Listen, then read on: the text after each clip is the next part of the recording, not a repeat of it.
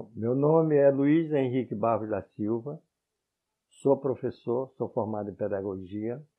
Eu sou funcionário público estadual há 32 anos e também trabalho na Secretaria Municipal de Educação já há 16 anos, fora o tempo que eu era concursado que eu pedi exoneração. Esse ramo da minha família, nós chegamos aqui em 1954, no dia 2 de fevereiro de 1954. No outro dia nasceu minha irmã Oswaldina, que é a primeira tucuruiense da família. Eu nasci em Jacundá e viemos de Jacundá para cá por causa do desenvolvimento. Na época que nós chegamos aqui, todo mundo, embora Tucuruí já tivesse mudado de nome em 1947, mas todo mundo só chamava Alcobaça, que era o antigo nome da cidade. É preciso entender que desde os tempos mais antigos, Tucuruí sempre foi um lugar estratégico, tanto para o governo central como para o governo estadual. No início da história de Tucuruí, que as pessoas dizem que tem 60 e poucos anos, não. Tucuruí tem sua origem muito atrás, em fevereiro de 1781, quando o governador do Pará, José Teres Nápoles de Menezes, mandou fundar o Forte de Faxina, na região onde hoje é Pederneiras. Ele tirou esse forte lá de São Domingos do Araguaia em 1779 e trouxe para cá. Naquela época existia o contrabando de pedras preciosas de Goiás, Mato Grosso, e mesmo de Minas Gerais, que descia por aqui, através do Rio Tocantins, da Araguaia Tocantins, e mesmo as estradas de mato. Então foi fundado esse Forte de Faxina. Também tinha como finalidade reprimir a fuga de escravos de Cametá, Igarapé-Miri, Abaetetuba, né, que formaram, inclusive já haviam formado um quilombo sob o comando de Felipe Maria Aranha. Então, para evitar isso, fundou-se esse Forte de Faxina e vieram imigrantes, na verdade, as pessoas que vinham para cá eram ladrões.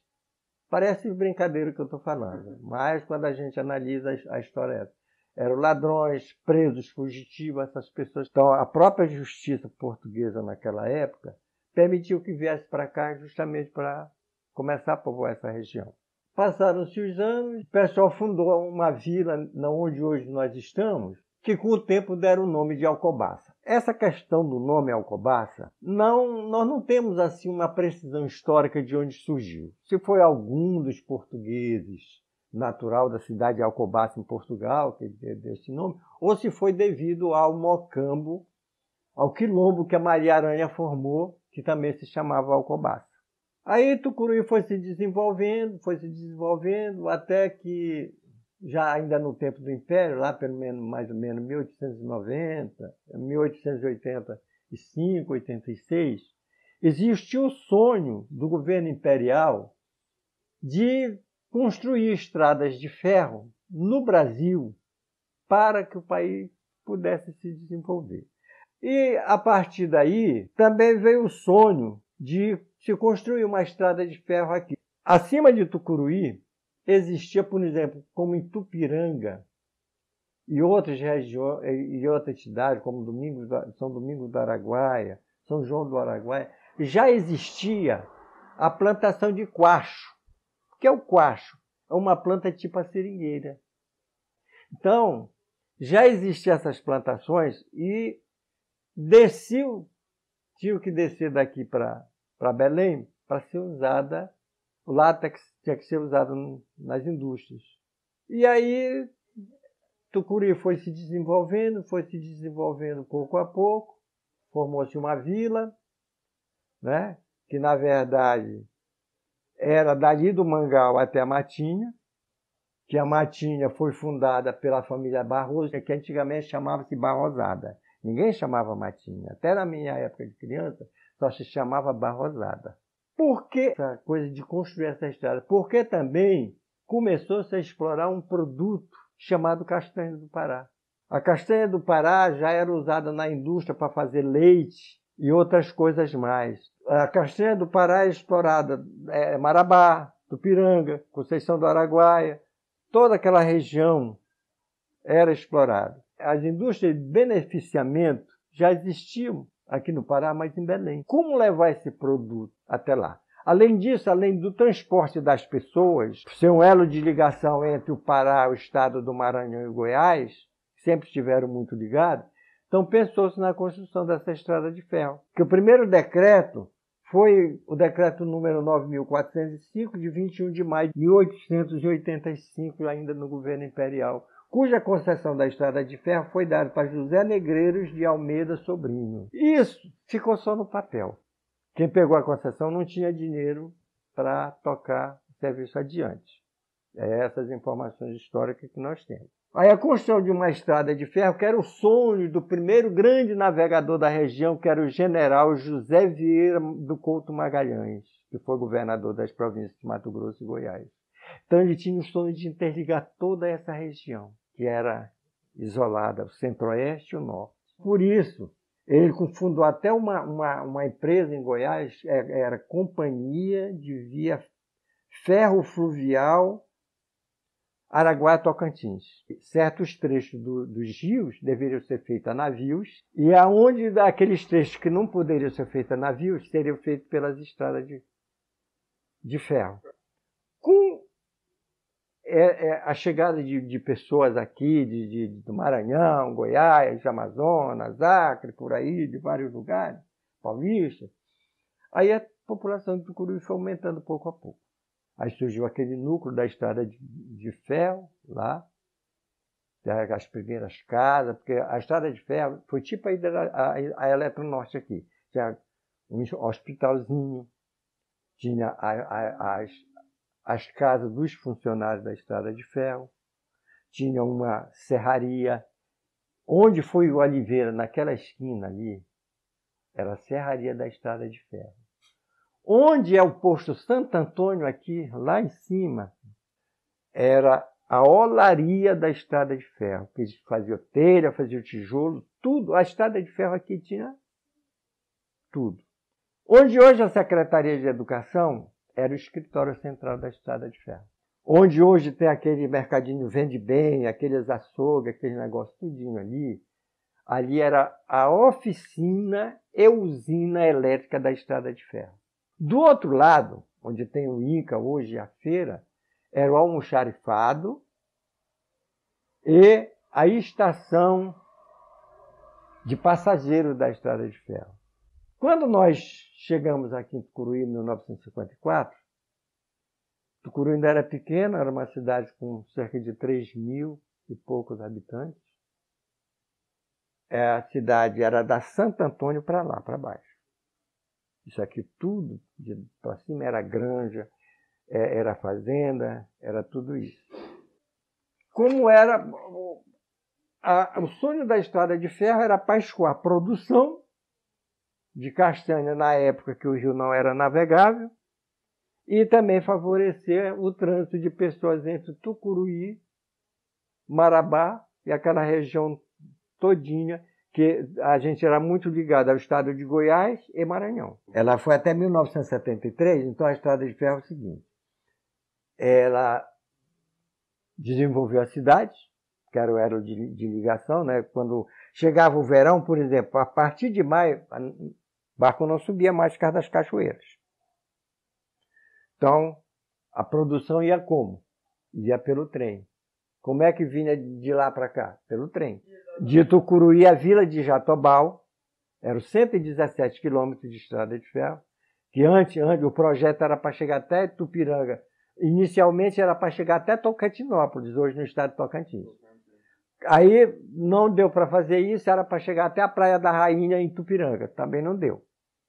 Então a estrada de ferro, ela teve várias companhias que faliram, né, durante esse trajeto todinho, até 1927, quando o governo do estado ele tomou conta da estrada até um determinado tempo, e a construção da via chegou até o quilômetro 82, onde é mais ou menos a altura do repartimento.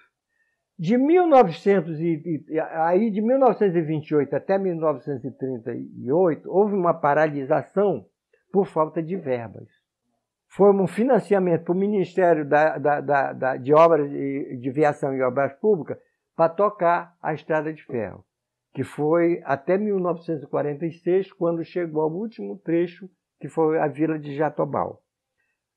A Vila de Jatobá, então, o trem levava as pessoas de mercadoria daqui até Jatobá. De lá, a pessoa atravessava o rio de barco para Jacundazinho, que era uma vila da cidade de Jacundazinho. De lá, as pessoas pegavam um caminhão para ir para Jacundá, para subir o rio, ou para ir para Marabá, para esses lugares todinho, ou para o Maranhão, ou para ir para Goiás. Então, esse era o elo de ligação, né? 1957, sendo o prefeito de Tucuruí o senhor Alexandre José Francês, chamado Mimico, vieram os primeiros estudos para a construção da hidrelétrica, para ver a viabilidade disso aí. Mas isso aí ficou parado durante muito tempo. Por que que se retomou a ideia da construção da hidrelétrica? Porque foi descoberto o ouro lá em Carajás e minério de ferro também naquela região. Como é que seria possível a exploração desse minério? Precisaria de uma fonte de energia muito grande para que se levasse isso adiante. Os militares, eles fizeram, né? Eles eram muito ligados a certas empresas, então resolveram a construção de quê? A construção da usina hidrelétrica de Tucuruí. Isso começou na década de 70, se não me engano, de 76, quando começou realmente as obras, né? Aí, primeiro passo, criaram aquela vila pioneira, que vieram as primeiras pessoas lá.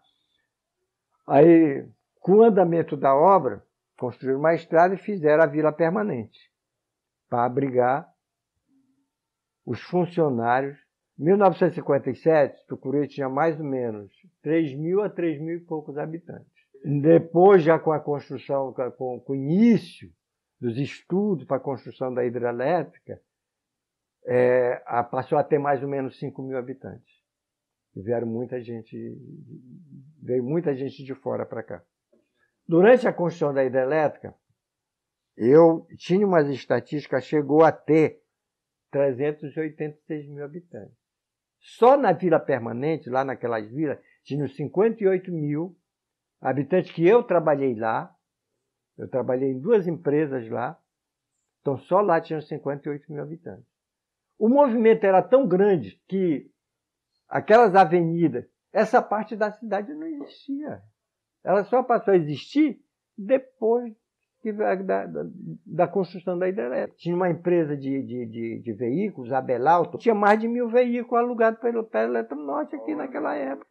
Então, trouxe esse desenvolvimento. Então, eu costumo dizer sempre o seguinte: Tucuruí sempre foi um ponto estratégico dentro desse estado. O maior sonho da minha vida era que fosse instalada a hidrovia Araguaia-Tocantins. Que aí nós não teríamos essa questão de desemprego que nós temos. E hoje nós estamos numa cidade que o pessoal está indo embora porque não tem emprego. Não se pode negar que o advento da Estrada de Ferro Tocantins realmente foi um processo, um projeto colossal para aquele momento histórico. Já no final do governo republicano, por volta de 1890, há uma autorização para a extensão da malha ferroviária no país. E o Baixo Tocantins ele é contemplado com autorização para a construção da Estrada de Ferro Tocantins.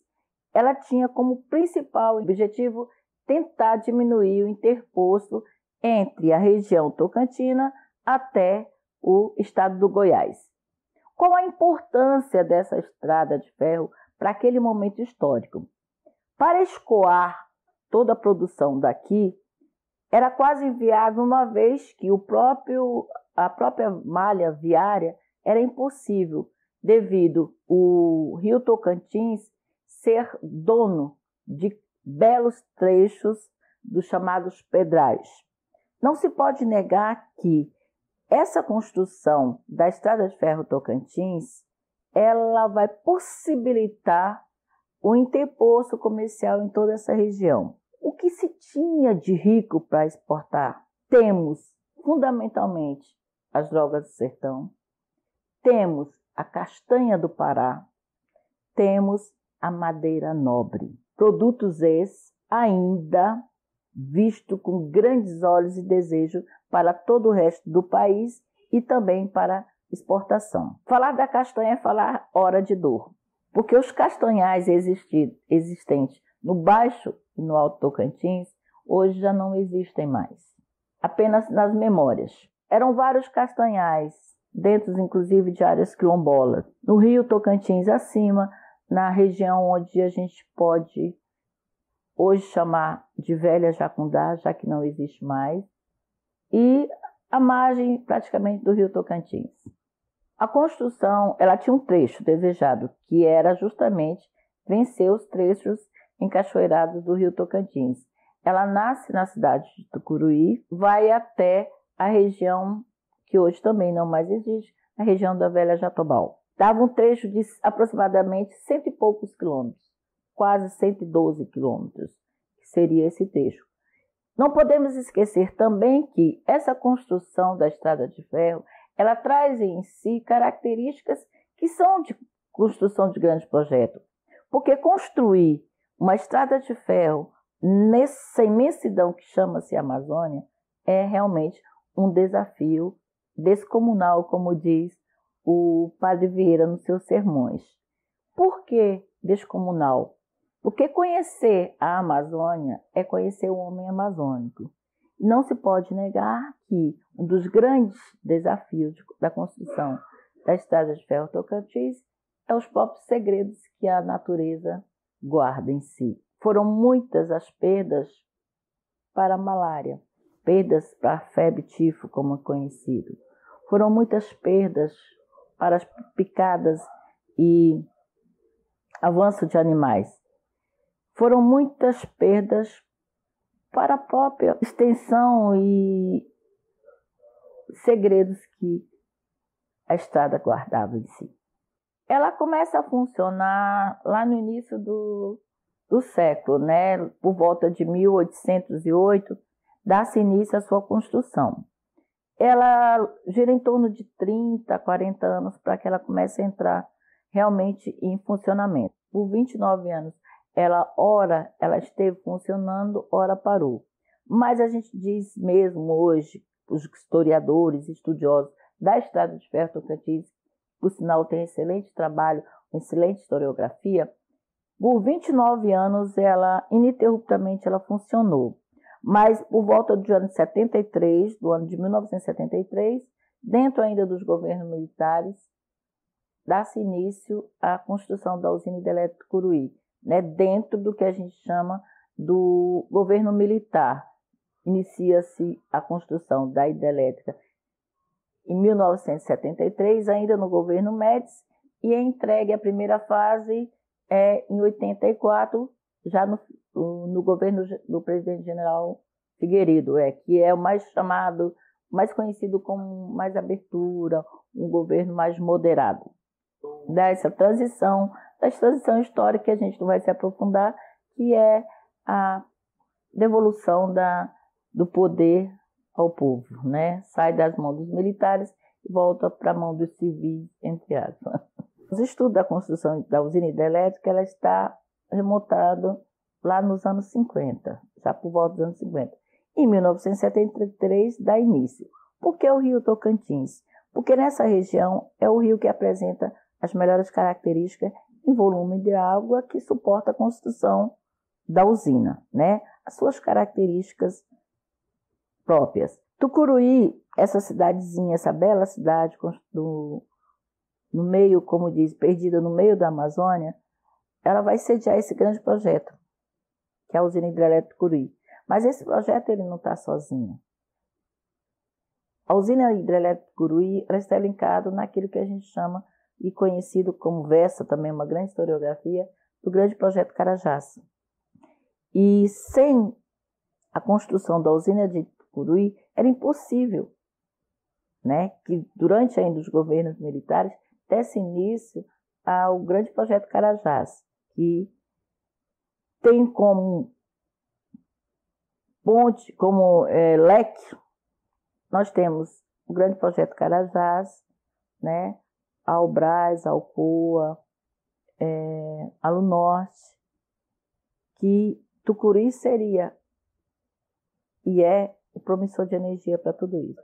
No ano de 1973, como já citei, com autorização do início da construção da hidrelétrica, a estrada de ferro é, por fim, colocada, né, no ostracismo, ou seja, paralisa as atividades da estrada de ferro e abre-se uma malha viária. Essa malha viária para a região, a primeira foi a BR-422 e a PA-263. Com a construção dessas duas malhas viárias, o que vai ocorrer? O primeiro surto migratório da região norte. Penso da época que, por volta de 1970, Tucuruí contava com a população de aproximadamente 5.000 habitantes. E já no final da construção da primeira fase da usina hidrelétrica, Tucuruí sobe para 100 e tantos mil habitantes. E com isso, toda essa mudança política, econômica e social, né? Todas as mazelas sociais, né, econômicas e ambientais aqui vão ser instaladas.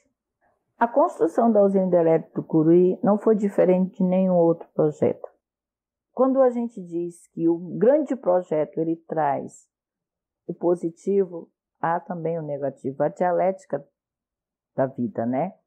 Com o advento da construção da usina e a imensa quantidade de pessoas, principalmente vindas da região norte, nordeste e da região centro-oeste do país, há essa mistura de culturas, essa miscigenação de culturas. E é claro, quando ocorre essa miscigenação de cultura, aquilo que é local se perde, tende a se perder. Uma vez, por exemplo, que a gente pode contar que havia na cidade de Tucuruí imensas manifestações culturais que vai desde a dança dos cordões de pássaro até a dança do samba de cacete. Isso se perdeu. Se perdeu também por quê? Porque se perdeu a história das famílias que viviam nas velhas cidades, como a Jatobá, Itupiranga, Jacundá, Velha Jacundá, Breu. Toda essa região dá vazão para o lago, a formação do lago da usina hidrelétrica Tucuruí. Lá fica submerso toda a parte estrutural e toda a parte emocional. Por que a gente diz toda a parte emocional? Porque tudo que foi submerso, ela, ora, não pode, nunca e jamais será recuperada, bem como a memória local. Não se pode hoje, por exemplo, voltar à Velha Jacundá. Não se pode hoje, como Ecléa Bose descreve em Memória de Velhos, eu não posso hoje visitar os campos sagrados, onde lá estão enterrados meus entes queridos. Não podemos. Eu não posso voltar, nem rememorar e nem brincar, sentir o cheiro do quintal da minha infância. Eu não posso percorrer os cantos da minha infância, da casa da minha infância que eu nasci. Eu não posso sequer recuperar as histórias de velho da minha infância, uma vez que toda ela foi submersa. Porque não é só a parte física que ficou submersa com a formação do lago. Lá sim, também foi submersa a história. E nessa época estava se fazendo central de concreto, estava se fazendo a ponte de concretagem, que era uma ponte onde está em cima a barragem hoje ali, onde passa aquela estrada ali, tem uma ponte de ferragem ali muito grande. Foi feita em Santo André, na Ficheta, eu trabalhei nela e eu vim montar essa ponte e conheci Tucuruí. A empresa que eu trabalhava lá, a Ficheta, ela veio com a turma dela, uns técnicos, ficaram aqui. Eu não quis ficar, eu voltei para São Paulo. Mas eu já conhecia, aí em janeiro de 78 eu vim para cá, de vez. Mas eu já vim recrutado para fichar aqui pela Camargo Corrêa. Eu era metalúrgico em São Paulo, trabalhava em Guarulhos, trabalhei em Santo André, trabalhei em Guarulhos, na Bardella, trabalhei na Bardella em Sorocaba também, e depois de várias greves que a gente fez lá em São Paulo, eu fui obrigado a vir para Tucuruí. Já conhecia a empresa Camargo Corrêa, aí a Camargo me mandou para cá em janeiro de 1978 para vir fazer um concreto gelado aqui em Tucuruí, fazer o sistema de gelo de concreto. Eu fui recrutado em São Paulo, chegando aqui, o salário era muito baixo, eu ganhava muito bem lá em São Paulo, eu fichei com 25%, 30% do que eu ganhava lá, aqui. E eu tive que ficar aqui porque não podia voltar para lá. Perseguido pela ditadura militar na época, eu não podia voltar, e eu fiquei aqui.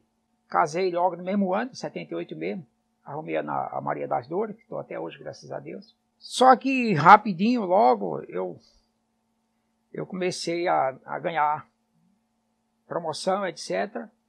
E cheguei no nível máximo na Camargo Corrêa. Depois eu passei para Odebrecht na montagem também. Depois eu passei para Eletronorte, né? Em 78 nós tínhamos bastante empresa aqui. Mas a empresa, o carro-chefe era a Camargo Corrêa. Ela tinha mais de 20 mil funcionários em 78. Em 82, nós tínhamos 42 mil funcionários. Nós tínhamos Vila Temporária 1, Vila Temporária 2, Vila Permanente, Penilça, Vila Marabá, nós tínhamos muitas vilas aí. Aqui também um caso que pouca gente sabe. Aqui a vila pertencia ao estado de São Paulo, a capital São Paulo, era um bairro de São Paulo. O prefeito de São Paulo é que mandava aqui a educação, no início era de São Paulo. Era a unidade integrada de ensino, pertencendo à Secretaria de Educação da cidade de São Paulo. Quando nós chegamos aqui, a gente veio para fazer o desvio do rio. A cidade de Tucuruí tinha 4 mil habitantes no máximo, cidade de Tucuruí. Era uma cidade na beira do rio só. Jaqueira, um pouco da Lauro Sodré, Matinha. E Tucuruí aqui, nós fizemos um canteiro de obra aqui. Tinha alojamento, grandes alojamentos aí em volta, onde é a Ecruz, ali por ali. Eram os alojamentos e estávamos trabalhando com o desvio do rio. É tanto que em 78 a enchente foi tão grande que ela estourou as secadeiras. A gente não tinha ainda concreto. Nós estávamos trabalhando em desvio do rio, só cavando, detonando muita brita, muito caçamba de pedra, fazendo ainda o desvio do rio. Veio muita gente de São Paulo, do Rio Grande do Sul, do Nordeste, Paraíba, João Pessoa, do Ceará, Minas Gerais, Goiás, vinha gente de todo canto do Brasil, mas os profissionais. Não vinha ajudante, não vinha aprendiz de lá ainda para cá. Essas pessoas foi daqui da região. Aqui nós tínhamos um centro de treinamento onde a gente construía os formantes, carpinteiro, predeiro, eletricista. Essas profissões eram formadas aqui mesmo. Muitas pessoas aqui da região viraram profissionais e foram ficando aqui. Isso aqui foi uma academia, uma faculdade de formação de profissionais. Aqui nós formamos os melhores profissionais de montagem do Brasil aqui. Na época do governo militar, tinha muita gente trabalhando. Foi até João Figueiredo, em 82. Mas depois que entrou o governo Sarney, parou. Faltou dinheiro, parou, a obra ficou parada. Aí muita gente saía para as outras obras. E ficava só algumas funcionando, um pouquinho de gente. Só terminou de ver a obra mesmo quando o Lula chegou, que terminou a primeira etapa e a segunda. Se nós falamos da parte eletromecânica, montagem. A parte de concreto, parte civil, essa já estava feita. Essa foi feita rápido. Mas precisava das máquinas, conduto forçado, turbina, geradores, linha de transmissão, subestação. Precisava da parte eletromecânica. Essa parte foi concluída mesmo já no governo do presidente Lula. Eu conheci ele em São Bernardo, no sindicato. Eu era do sindicato de São Paulo. Então ele era presidente do sindicato do ABC. E quando tinha uma greve em São Paulo, ele era um articulador muito bom. Ele vinha. Em 74, a gente fez uma grande greve lá na siderúrgica José Luiz Alipete. Não existe mais, era uma siderúrgica que produzia os aços que foi feito concreto aqui. Essa ferragem daqui foi feita todinha na Cosipa, em Santos, em Cubatão e na Alipete, em São Paulo. Ali eu conheci ele, nós ficamos se comunicando e quando eu vim para cá, Eu tive contato com ele a vida toda com ele. Quando ele foi presidente, eu não procurei ele, ele me acha aqui. A 13 é a primeira máquina da segunda etapa, a primeira turbina. Ele veio inaugurar ela e me acha. Eu tinha feito o processo de solda, eu sou especialista em solda. Como eu fiz a solda, eu ganhei o direito de estar perto dele. A gente ia até almoçar com ele. Eu e mais 9 funcionários. A gente foi escolhido 10 profissionais de toda a obra para almoçar com o presidente. Era proibido falar com o presidente. E eu fui falar que eu era amigo dele, ninguém acreditou. Ele só entrou lá no ambiente quando me levou. Pegado o braço assim, aquele gesto dele assim. Eu era técnico, assistente técnico, depois eu passei para apoio técnico administrativo, ligado à DE, Diretoria de Engenharia. Aí terminou o mandato da Dilma com impeachment, né? Ela foi impeachmentada e eu fui exonerado no mesmo dia junto com ela. Foi perseguido. Mas eu não achei ruim. Quando eu saí de Eletronorte, as portas se abriram. Tinha muito emprego para mim, eu que não quis. Eu participei do crescimento de Tucuruí. Criamos a segurança pública, um conselho chamava SINJU, Conselho Interativo de Segurança e Justiça. Eu ajudei a criar o Conselho de Educação Municipal e Estadual aqui também. Sou envolvido. Hoje eu sou presidente do Conselho de Direito do Idoso. Eu sou a pessoa que eu fiz, como cidadão, a minha parte.